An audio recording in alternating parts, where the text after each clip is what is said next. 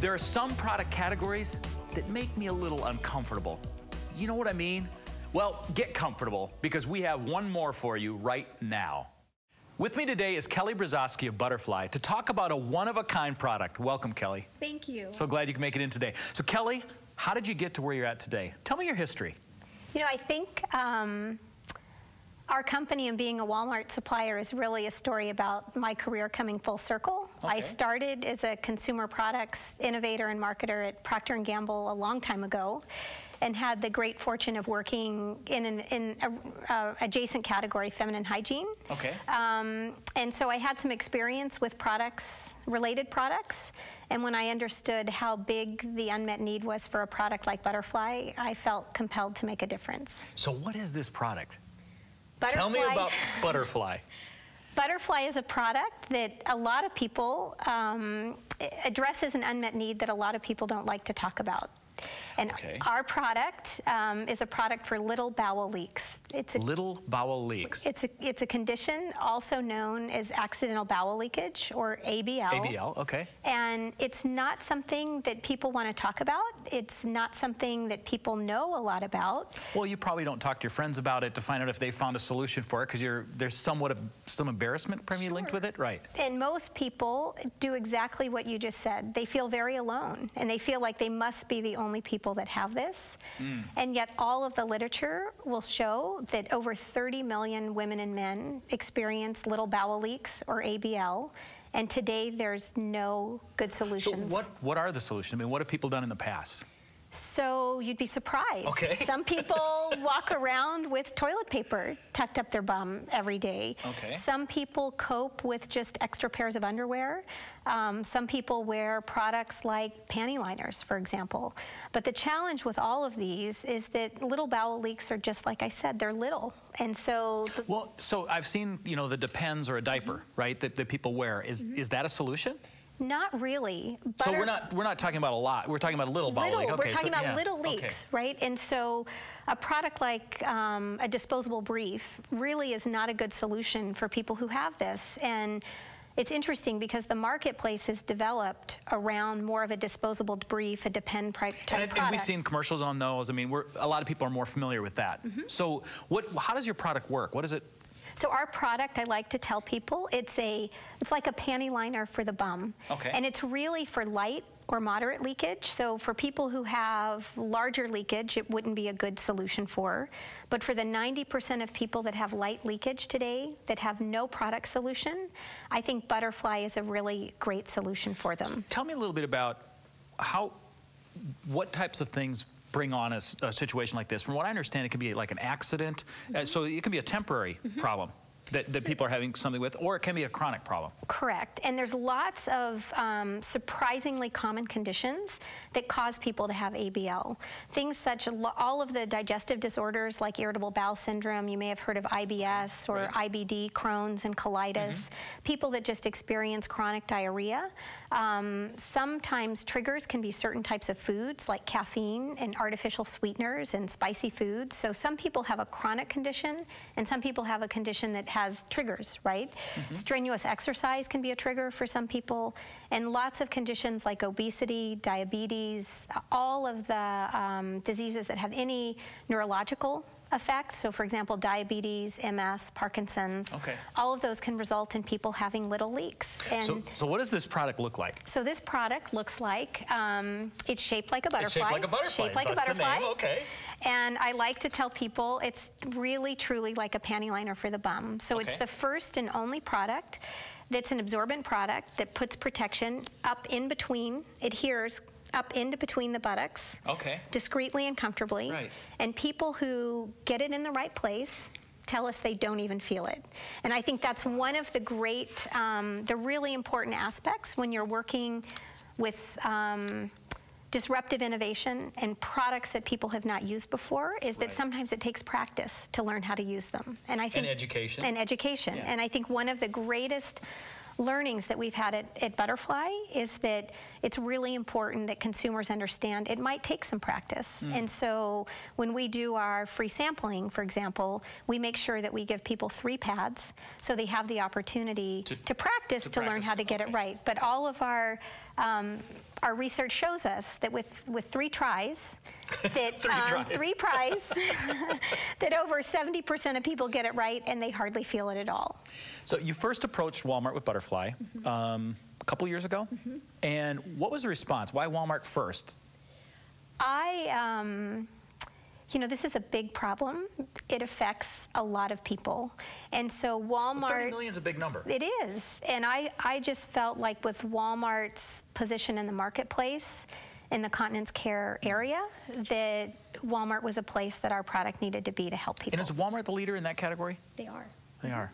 So you went to Walmart first. What was their response? They were very supportive. Okay. But it just took us some time and conversations. So they... so they didn't want to talk about it either. Well, Kelly, before you tell us more about what happened with Walmart and the conversations you had with them, we're going to take a quick break. Okay. Saturday morning meeting. We'll be right back.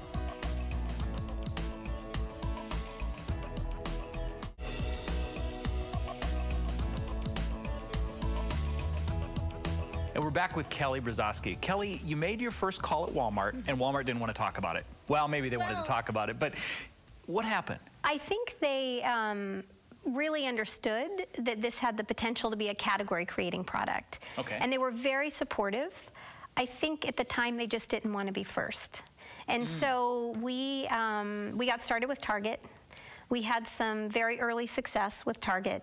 And I came right back to Walmart. And said, look what's happening.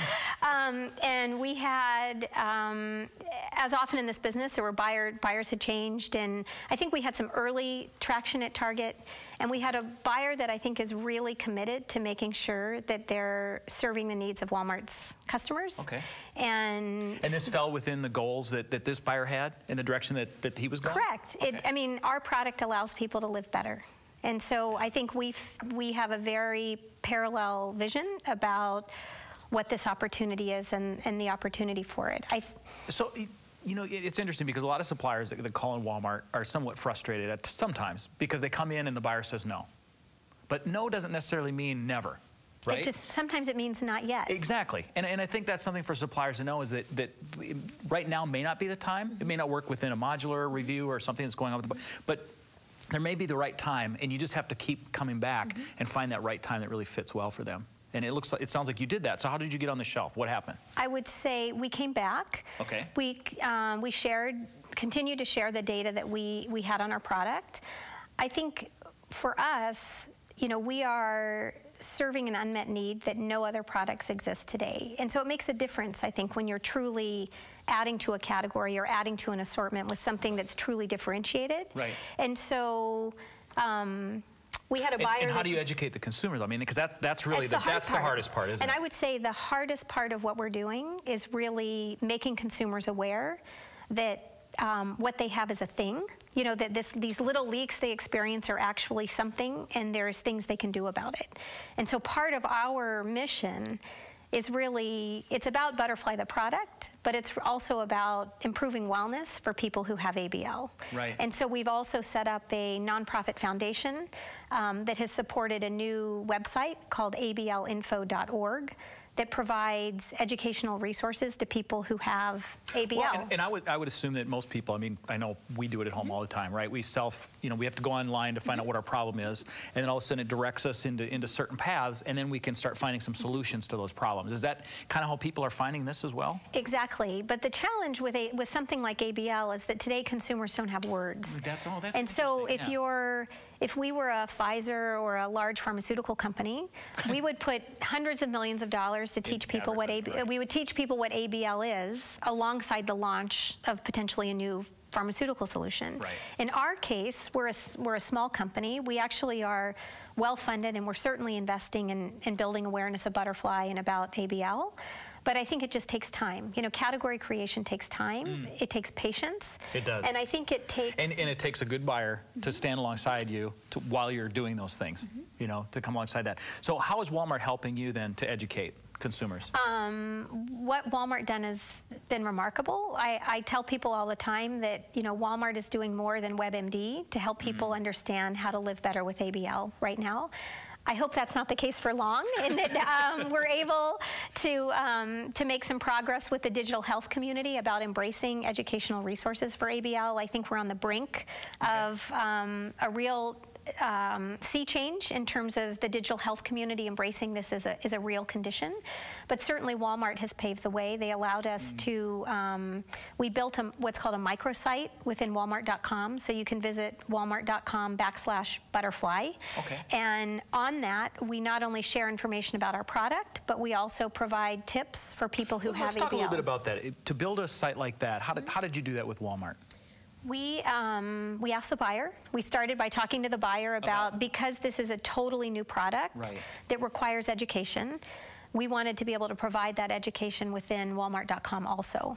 So we built, we designed the creative materials that we felt like would be well suited to that environment.